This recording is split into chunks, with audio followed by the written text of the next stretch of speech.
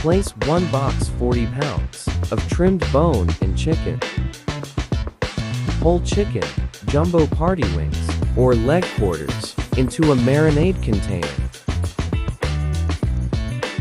Add 5 ounces of marinade powder and 5 ounces of bottled water to an empty squeeze bottle to prevent spoilage. Shake well until the powder is fully dissolved. Evenly sprinkle the well-dissolved marinade solution over the prepared chicken and mix thoroughly. Let the mixed chicken sit in a saucepan for about 2 hours to allow the seasoning to penetrate properly.